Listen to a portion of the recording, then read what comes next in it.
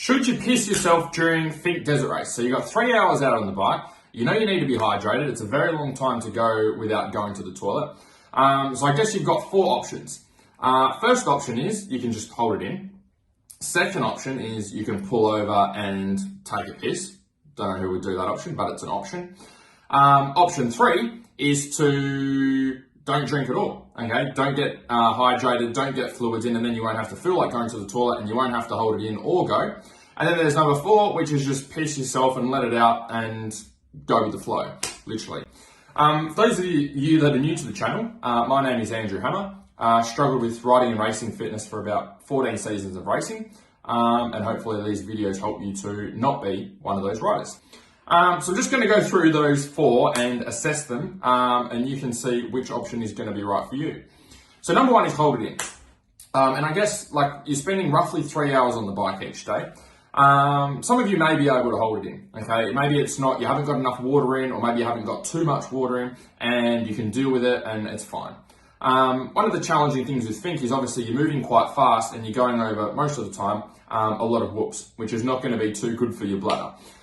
So if you can hold it in, I guess that's an option. The negative to that though is it's just distracting you, isn't it? Because we all know, like if you've got to go to the toilet and you feel like you're going to piss yourself and you're trying to hold it in, instead of focusing on the riding and racing, then you're trying to focus on not going to the toilet and not pissing your pants. So for such a fast desert race, it doesn't really make sense, but if you don't want to piss yourself, then I guess that's what you're sacrificing. Maybe sacrificing a little bit of speed and focus to have some clean pants when you get to the other end. Number 2 is pull over to piss. Now, I don't know who would do this in a racing environment, but it is an option. You could get off your bike, you could stop on the side of the track and piss next to a tree. You're going to lose a shit ton of time, you're going to lose a shit ton of momentum.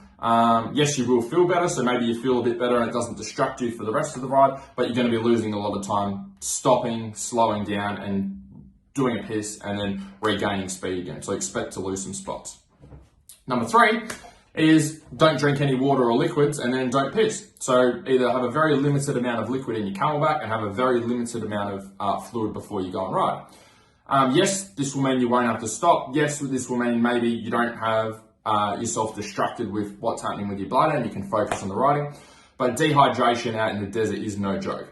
So you're going to feel like shit, you're going to have a lot of mental fatigue, your muscles are going to be burning, and you're not going to feel too good for day 2 either because you're not going to be able to recover very well.